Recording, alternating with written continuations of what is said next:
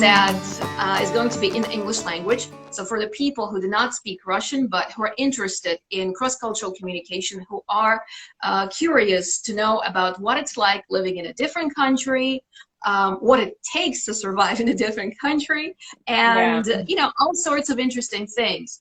You have been a veteran, so to speak. I mean, you've been living in Russia for 8 years, and it says in your picture, we advertise that we put in the stories. It's a great picture. All of my friends loved it. They sent me messages, and they were very excited about our chat today. So I'd like to begin by asking you to tell us a little bit about yourself. We know that you've been living in Russia for 8 years now, and you are a guide in St. Petersburg. By the way, do check out Stacy's Instagram. It's really interesting how she explores wonderful places in St. Petersburg off the beaten track, and you know, the little gems, bits of history and interesting stories that accompany your photographs. So over to you now. Thank you for sharing that. Right, so I'm originally from Mississippi, actually, which is quite a climatic difference, shall we say, from St. Petersburg. You know, Mississippi, we have lots of sun and it's quite warm there. So for that purpose, I have sunshine in my kitchen year round.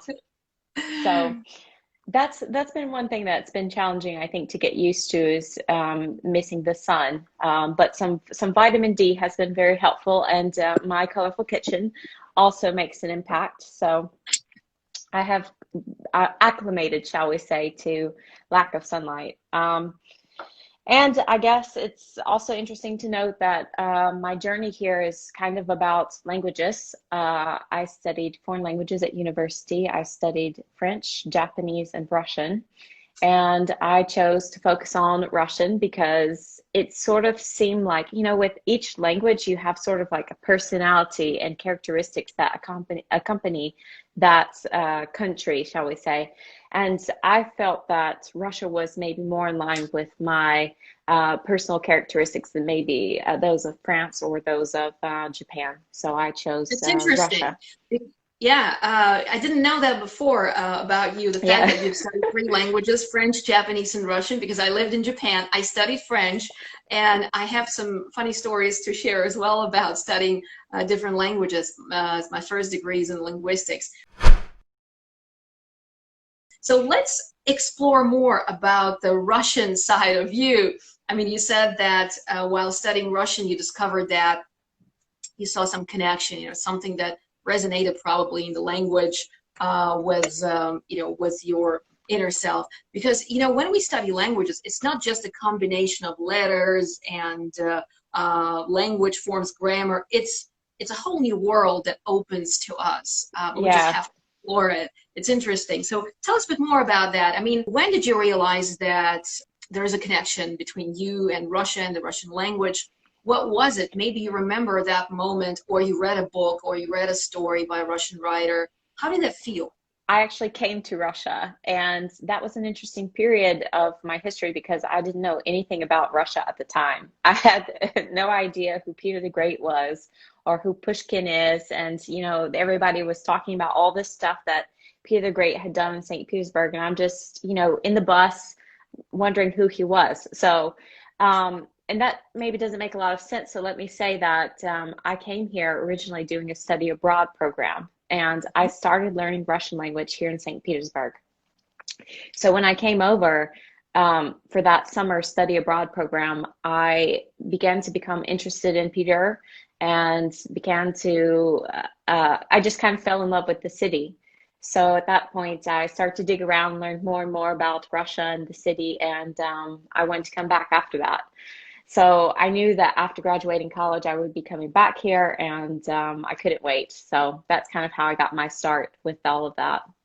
Honestly, it's just like jumping right into it. You know, you don't have any introduction beforehand, and you just jump into the pool with no knowledge of what's fun, in there. I was just going to say that study abroad is an excellent experience for any person, and the earlier we expose ourselves to different cultures, to living in a different place, city, town, country, in your case, it's it's really great. I mean, it's Yeah, amazing. I think if we're speaking about the first time when I first came over with the study abroad program, I was very lucky to have sort of a built-in support system. You know, we all met up in London with the other people, other students who were studying abroad, and we all traveled together to Russia. We were met by the director and the assistant director. We were taken around, and everything was planned out for us. So it was really easy at that time to get acquainted with Russia. But coming back, I mean, that was only a 6-week program.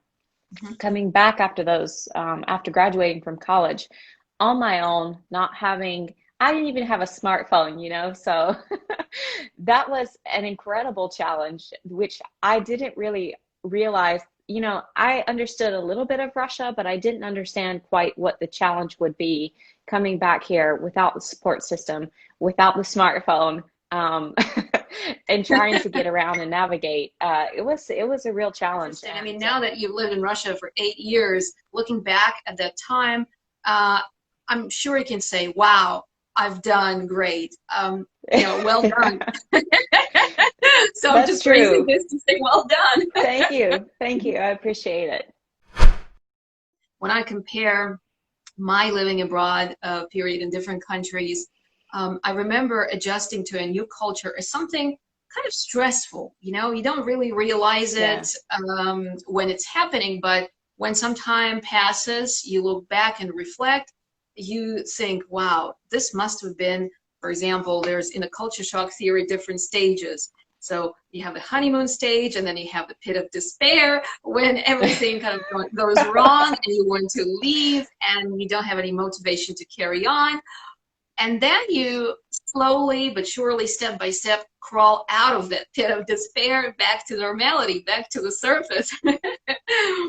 Yeah. Did you feel like, have you experienced anything like that? I've definitely gone through the pit of despair. And honestly, I think that pit of despair hit around the time that I actually met my husband, my to-be husband, you know. So maybe I was lucky in that that happened at that particular moment because I'm still here. So, you know, and my parents have asked me if you didn't find Alex, do you think you'd still be there? And the plan originally was to stay, you know, 3 to 5 years to get a grasp of the language. But I really do love it here, and I think probably I would still be here if it weren't for him as well. So. But yeah, the pit of despair is very real, and I think also you with culture shock, and you're the expert on this. So actually, I'm curious to know your opinion. With the culture shock wave, it seems that it's possible to also relapse back into that pit a little bit. Isn't that possible? It is That it's very much sort of like possible, a yes. wave of so yes, that wave has hit more than once, but not Yes, quite as intense maybe as the first pit of despair. It that's gets absolutely easier. true. That's absolutely true because they say that it takes, I mean, different people are different, of course, and they have a different experience, but they say it takes from 2 to 3 years to get fully adjusted to your new country and sort of start calling it a home, you know. Culture shock waves do come back, but you put it absolutely correctly that it's just a different level of intensity.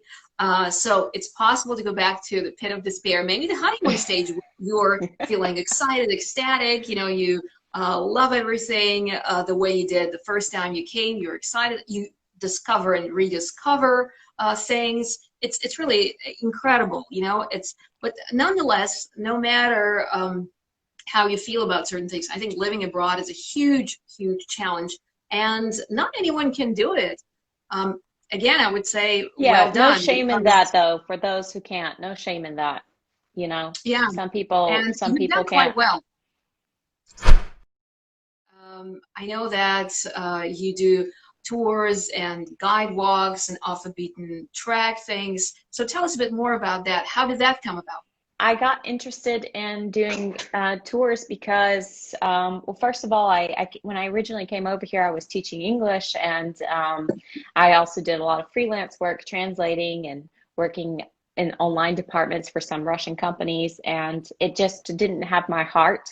And I realized that my passion was really about Russian history. It was something that sort of started with Peter the Great, and I still love Peter the Great. He's still my favorite. So He's I great, isn't start he's really great.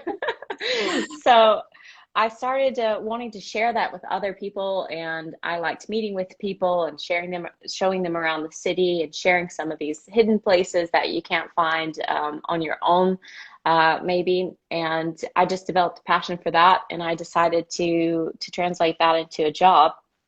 I actually did work for study abroad program, the same one that I went through many years, and I was the assistant resident director, and I planned their cultural trips and their excursions and their integration activities.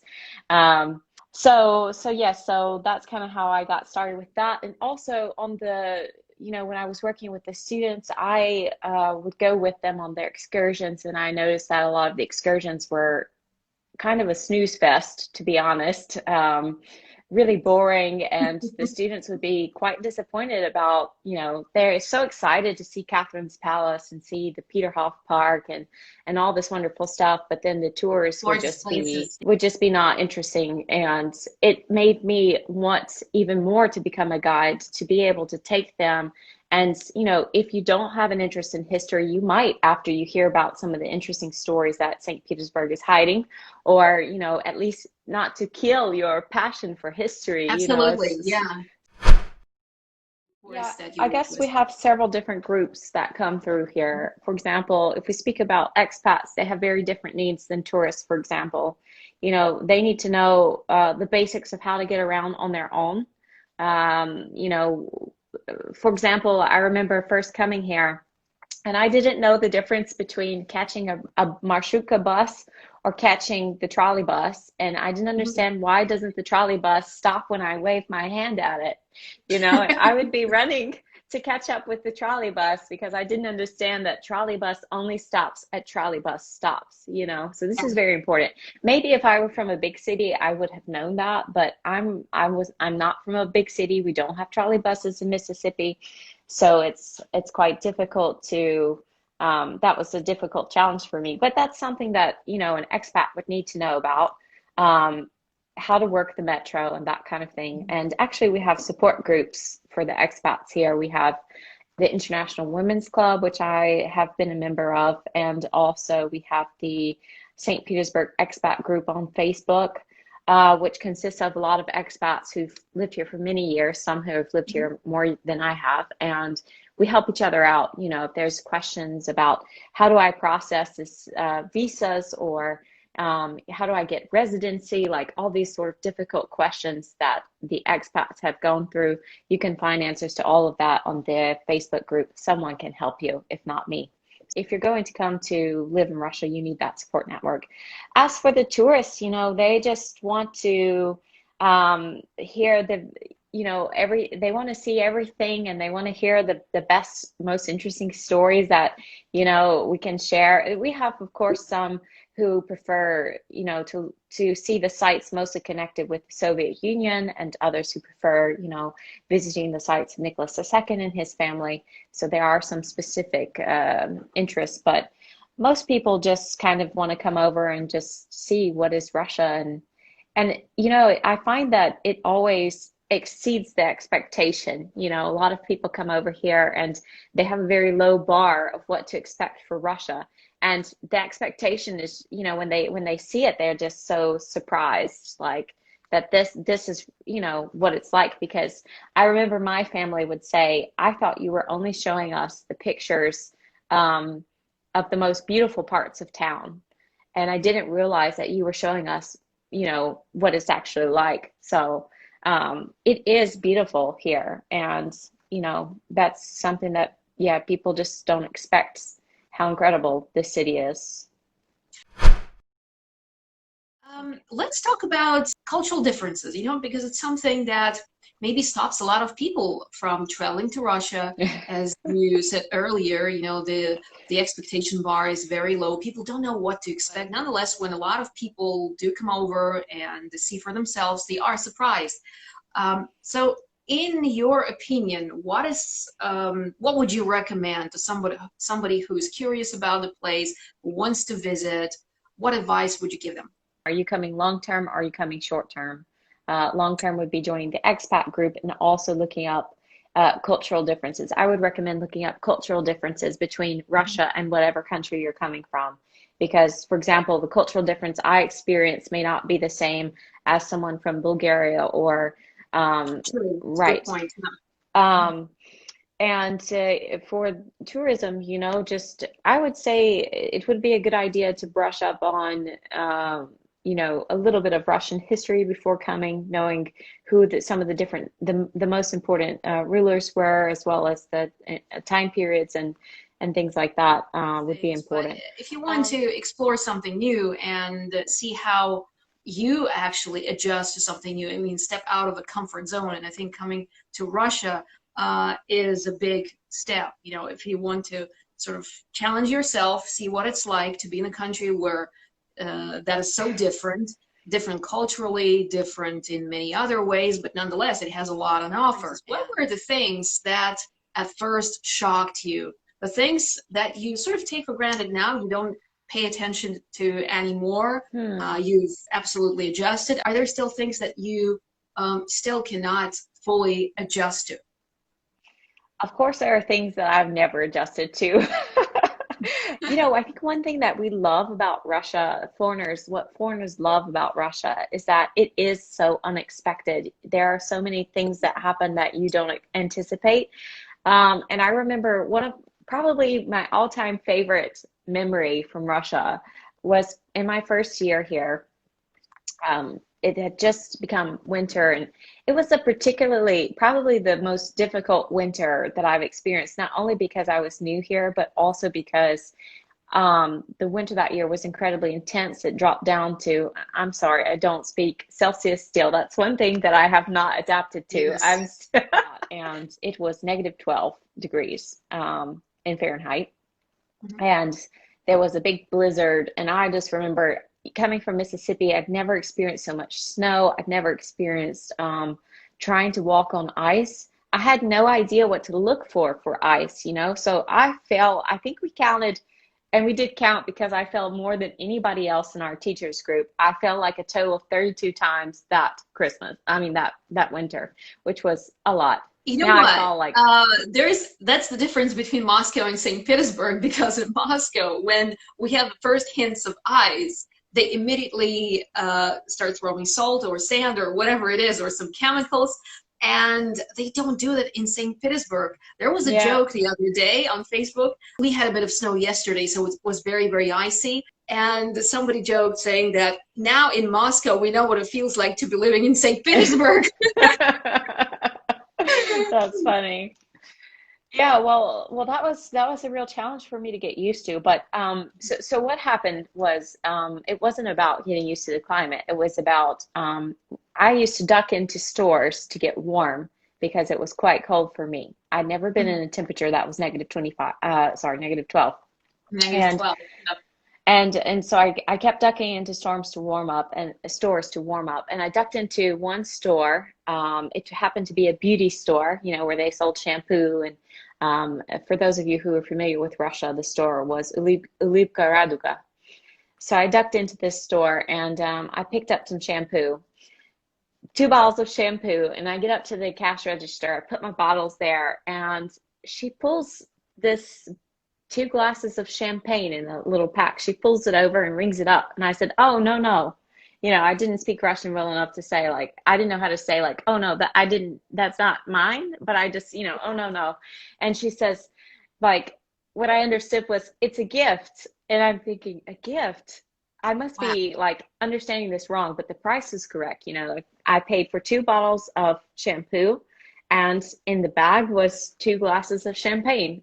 Two champagne glasses. So that was probably the best day, one of the best days in my Russia life, because everything else was just, miserable weather, falling down all the time. And then I go into the store and just surprise get 2 glasses of champagne. Where does that happen? you know? You know, Russia, some foreigners see that Russia, and Russians too would agree, that it's a country of contrasts. You know, on the same day you can have so many different experiences, like falling down an icy street, and then somebody will, you know, give you a gift, surprise you with a little present or something.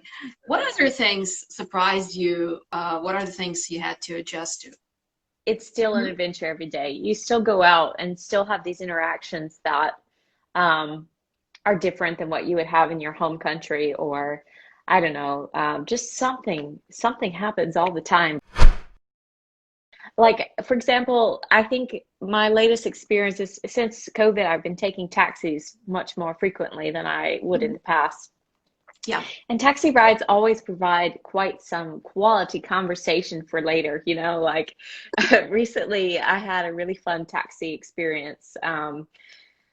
The driver had lived in the US for a little while and Mhm. he spoke English, so he wanted to practice with me. And we started to, he started to ask me questions about what I was doing. And when I told him I was a guide, he said he likes alternative history. And I said, okay, what do you mean by alternative history? And he says, well, did you ever notice that, you know, Peter the Great, right? Your guide. And I said, yes, of course. You know, Peter went on a Euro trip, shall we say. And when he came back, he wasn't the same person. Did you know that Peter the Great was kidnapped in Europe? And I've heard this before, but I've never known anyone to believe that Peter the Great was actually kidnapped in Europe. You know, I thought Interesting. this was just some legend that, you know, was passed around, just some fun story. But this guy actually believed that Peter the Great was kidnapped in Europe. And so I started to ask him, you know, I said, I've not seen any evidence of this. So what do you think? How do you think this happened? And he said, just look at the pictures. And, you know, you can see the picture of before Peter went and when Peter came back, it just looks like a completely different person. And his next piece of evidence was about the statue at Peter and Paul Fortress. Because in Peter and Paul Fortress, we have the statue of Peter the Great on the throne. But the statue is made to not, it's an exaggerated statue. It's not like looking like a real person. So he says, just look at this statue. It doesn't even look like Peter. I said, well, that's because it's not really supposed to. So there's always just something interesting happening in the taxi. It's always a, you know, fun time riding with people, and you become sort of like an unofficial ambassador of the city. You know, they always want to know your opinion, and it's always, you know, one of three questions like, so it starts off with, I hear you have an accent. Where are you from? And then the next is a variant of three things. So they either want to know about Trump, they want to know about where is better, Russia or the US, Of course, or they yeah. want to know if I have kids, and other sort of invasive questions like how much does my apartment cost and things like that. So, Do you get um, irritated when you're asked these questions, or are you used yes, to them? no, I get so irritated now. I think, like, you know how we spoke earlier about the cultural wave, and I think that actually I've started to get a little bit back into this, not fully in the pit of despair, but a little bit more back into the pit of despair because I'm truly irritated with these conversations with the taxi drivers. And when I had that conversation with the guy about Peter the Great, I mean, 8 years here, and every time in the taxi is the same conversation. Of course, it gets frustrating. And, you Mm. know, from their perspective, of course, they don't know you've been here for 8 years. They don't know that, you know, they're just curious. Things So like that are quite natural because you cannot avoid these conversations, obviously, and people will be asking you. It's just how you react to that. In the summer, you ventured out to Tula, some smaller towns in Russia. Was it it was an really, did it epic really road happen, trip. or were you just writing about them? That really happened. Um, yeah, I thought this will be a great time to explore, and um, not many people will be out, you know, because of COVID. I was really wrong because that was a period when Russians were all feeling that. I think everybody had the same idea, like, let's go explore some of our own cities, you know. We Yeah. packed up in the car and we took off. We explored some of the small cities between St. Petersburg and Moscow. And actually, that was unexpectedly very interesting because those would be the towns that were sort of built and maintained for the when the emperors and empresses would come through. You know, they would stop at these little towns on the way in their carriages and stuff on the way to Moscow. So there were lots of actually interesting things in these little towns. And then we went to Tula, which was very fascinating. I highly recommend Tula. Honestly, that was my favorite city from the whole trip. Um, we went to Nizhny Novgorod, which was also very interesting. And of course, I've been to Golden Ring before, but we stopped back through those cities. It was a great time to experience more of Russia because so often when I get a chance to travel somewhere, I usually want to go to somewhere else, to another country, to sort of breathe something other than Russian, just sort of have a chance to relax out in another country or another culture. And this time, it was a good experience to be able to visit some other countries. I mean, of course, that I had planned to go home to US and I'd like to go there, but that's not going to happen at this point. So where I'm lucky that I have so much exploring left to do in Russia. And usually you take places that are closer to you for granted. You just want to go farther away and explore something Yeah. exotic. Before we finish for today, I just want to ask you some questions about the Russian language. What is the most Okay. challenging thing about the Russian language for somebody who is just maybe starting or thinking of starting learning Russian? What advice would you give? Definitely, I would encourage them to watch TV shows or movies in the language without subtitles, honestly. Mhm. When you watch with subtitles, I find for myself, I'm definitely reading them. And it's much better when you don't have that. I sit there, or I used to sit there with my phone and I would Google translate some of the words I didn't know to understand. And now it's even better because you can pause, you can pause and Google something, and maybe it takes a little bit more time, but it's a better way to practice and to practice Mhm. your listening skills, I think. Starting with kids movies, children's TV and stuff is, you know, sorry, but you go back to the basics when you know, try to enter into another culture in another country. It's like going back to childhood and you have to start all over from there. So really kids movies is the best way to start, followed by action films, Yeah. because there's not a lot of talking in action films and it's clear what's going on usually. So that's my best advice on getting started with language in another culture. Absolutely. Also participating in speaking groups, joining group lessons or speaking groups is a good way to brush up on your language. And in Russia, like in the big cities especially, you have to be persistent with the language. So many people here speak English. Actually, you could get by without speaking Russian at all.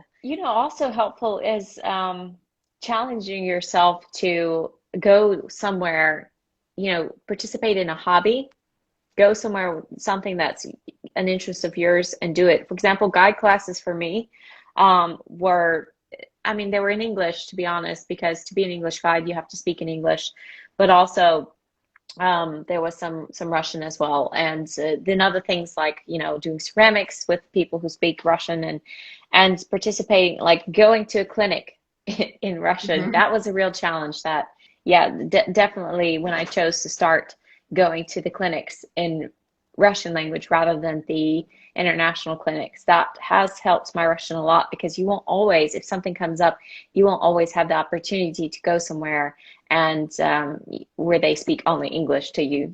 So Sure. now I have a nice medical vocabulary in Russian as well.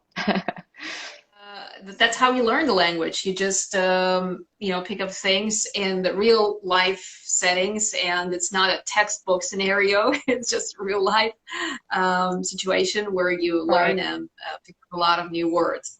Well, it's great, Stacey. Certainly, the things that you've experienced here in Russia, and you're still living here, and it looks like you're enjoying a lot of things. Uh, and of course, there are things that we always find hard to adjust to in a different culture and maybe never adjust to, which is fine because, we don't have to do that. Hmm. My philosophy is to take whatever resonates with you, whatever you like best in different cultures. Because, when I only started traveling on my own, I used to get upset when people asked me different questions, like the way conversations that you had with a taxi driver, certain stereotypes that people had.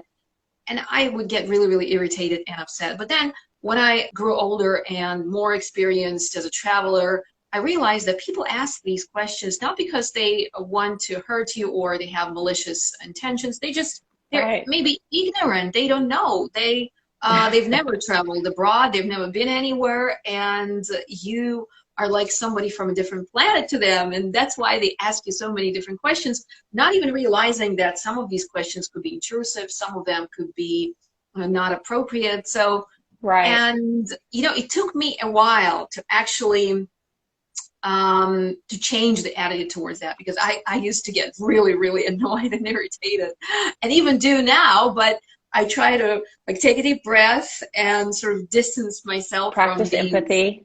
Yes, right, absolutely. Yeah, that's the word. That's the key word that helps to overcome a lot of cultural differences, empathy. Well, finally, what advice would you give to your fellow Americans playing with the idea of visiting Russia? What sort of tips would you give them? Um, Maybe reach out to me. I think reach out Hmm. to me if you want to move over and you're curious about doing life here, and reach out to the expat community before you come over and really understand what you're signing up for before you come. I think that's the main thing, just to start building a support group before you come over. So that would be my biggest advice. You have so much that you could share about, doing life abroad and everything with your extensive experience and your work. I'm sure you could share so much with us about it as well. So thank you for having me on. It's Thank been you. Thank fabulous you. sharing my adventures, and it was great to connect with you. And thanks to everyone who's been watching today. Likewise, Stacy, thank you so much for sharing some of your interesting and exciting stories of living in Russia, in St. Petersburg. And yes, you can always reach out to Stacy if you want to travel to Russia, if you want to have somebody on the ground who can help you. And I'm sure that there'll be more questions after our conversation that people will be asking us. And hopefully this is not the last time. This is the first time we've had this Yeah, conversation in this was English. great. And it'll be great to continue that and share our stories. So thank you very much. Thank Still you. have some of Cheers. that matcha latte. Yeah, cheers. And do stay tuned to our cross-cultural tea breaks. Okay, thank you. Bye bye.